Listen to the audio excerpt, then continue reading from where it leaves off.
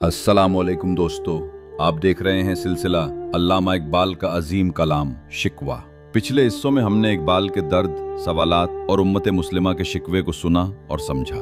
आज हम बढ़ रहे हैं शिकवा पार्ट 7 की तरफ, जहां इकबाल मजीद शिद्दत के साथ अपनी उम्मत की हालत-ए-ज़ार को अल्लाह ताला के सामने रखते हैं। ये हिस्सा खास है क्योंकि यहाँ इकबाल के अशार में और भी गहरी सच्चाइयाँ और कड़वी हकीकतें सामने आती हैं। हमारा मकसद हमेशा यही है कि मुश्किल तरीन अशार को सादा और आम फहम जबान में आप तक पहुंचाया जाए, ताकि हम सब मिलकर इकबाल के असल पैगाम को समझ सकें। तो आइए दोस्तों, आगाज करते हैं शिकवा पार्ट 7 का और बढ़ते हैं इकबाल के एक और दिल को झंझोड़ देने वाले शेर की तरफ। उम्मतें और भी हैं, उनमें गुनाहगार भी हैं, अज्ज वाले भी हैं, मस्त में पंदार भी हैं। दुनिया में और भी कौमें हैं, उनमें गुनाहगार भी हैं, कुछ आजिज़ी करने वाले हैं और कुछ गुरूर और तकब्बुर में मस्त हैं। इस शेर में अल्लामा इकबाल फरमाते हैं कि सिर्फ मुसलमान ही नहीं, बाकी कौमों में भी अच्छे और बुरे लोग मौजूद हैं। कोई आजिज़ी और इनकिसारी से जिंदगी गुजारता है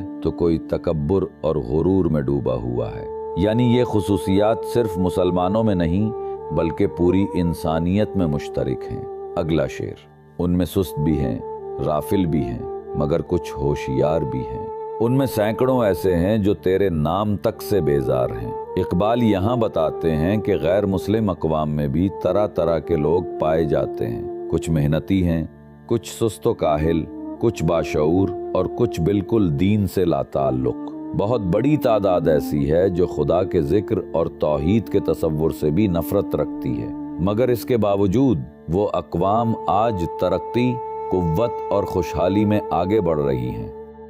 अगला शेर, रहमतें हैं तेरी अग़ियार के काशानों पर बर्क गिरती है, तो बेचारे मुसलमानों पर तेरी रहमतें दूसरों के घरों पर बरस रही हैं। लेकिन बिजली गिरती है तो मुसलमानों के कमज़ोर आशियानों पर गिरती है। यहाँ इकबाल एक दर्दनाक शिकवा करते हैं। वो कहते हैं कि ए खुदा, तेरी रहमतें गैर मुस्लिम अक़वाम पर बरस रही हैं। वो खुशहाल हैं, तरक्की याफ्ता हैं, ताकतवर हैं, लेकिन मुसलमान जो तेरे नाम लेवा हैं, तेरे दीन के मुहाफिज हैं, वो मुसीबतों और तबाहियों का शिकार हैं। गोया खुशियाँ दूसरों के हिस्से में आ रही हैं और मसाइब मुसलमानों के मुकद्दर में लिख दिए गए हैं। इकबाल इस बंद में अल्लाह ताला से शिकवा करते हैं कि मुसलमान अपनी तमाम कुर्बानियों के बावजूद जवाल और मुसीबत का शिकार हैं, जबकि गैर मुस्लिम अक़वाम तरक्की और खुशहाली से लुत्फ़अंदोज़ हो रही हैं। वो सवाल उठाते हैं कि आखिर मुसलमान ही मुसीबतों का मरकज़ क्यों हैं। अगला शेर, बुत खानों में लोग खुशी से कह रहे हैं कि मुसलमान ख़त्म हो गए, उन्हें खुशी है कि अब काबा के निगहबान बाकी न रहे।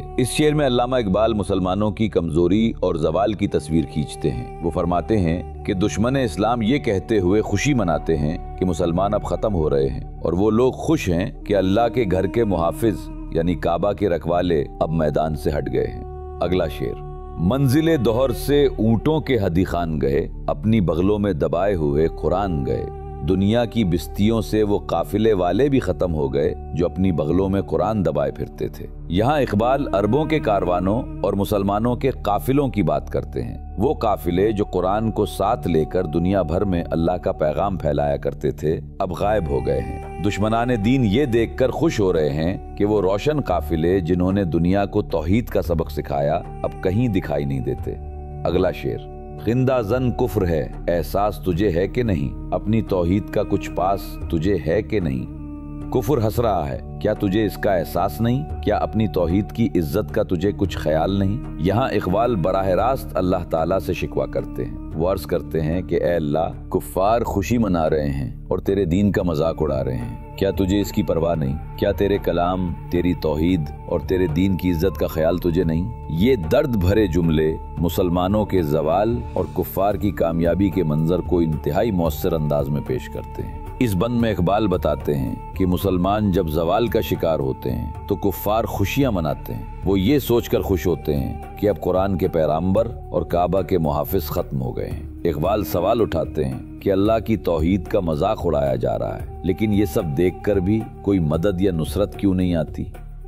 अगला शेर, ये शिकायत नहीं बल्कि असल कहर ये है कि इन्हें महफिल में बात करने का भी सलीका नहीं। इकबाल कहते हैं कि असल गम ये नहीं कि कुफ्फार के पास दौलत है, बल्कि ये है कि वो इल्म और शऊर से महरूम हैं और फिर भी उनके खजाने भरे हुए हैं। यानी दौलत और इख्तदार ऐसे लोगों के हाथ में है जो इसके अहल नहीं। अगला शेर, कहर तो ये है कि काफिर को मिली हूरो कसूर और बेचारे मुसलमान को फकत वादा-ए हूर। असल दुख ये है कि काफिर को दुनिया में ही महल और जन्नत जैसी आसाइशें मिल रही हैं और बेचारे मुसलमान को सिर्फ हूरों के वादे पर ही तसल्ली दी जाती। यहाँ इकबाल दुनियावी निजाम पर सवाल उठाते हैं। वो कहते हैं कि कुफ्फार दुनियावी ऐशो इशरत में जन्नत की सी जिंदगी गुजार रहे हैं, जबकि मुसलमान मुसीबतों में मुब्तला हैं और सिर्फ आखिरत के वादों पर तसल्ली पाते हैं। ये एक दर्दनाक शिकवा है जो इकबाल ने अल्लाह ताला के हुजूर पेश किया।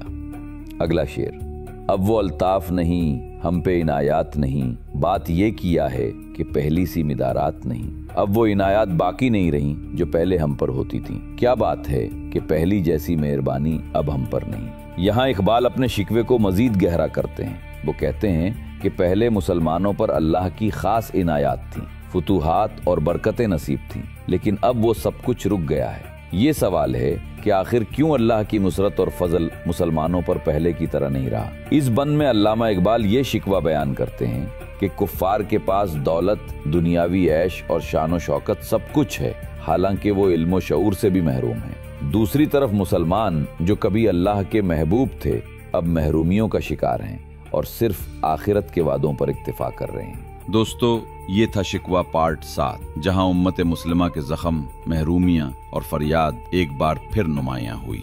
लेकिन याद रखें, असल क्लाइमैक्स अभी बाकी है, क्योंकि इन शिकवों के बाद इकबाल को मिलता है जवाब। इंशाल्लाह अगली वीडियो में आप देखेंगे शिकवा पार्ट 8, जहां से हम आहिस्ता आहिस्ता जवाब शिकवा के सफर की तरफ बढ़ेंगे।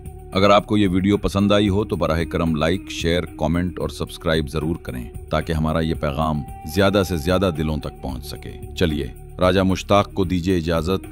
मिलते हैं अगली वीडियो में शिकवा पार्ट 8 के साथ। तब तक के लिए अपना और अपने प्यारों का ख्याल रखिए। अल्लाह हाफिज।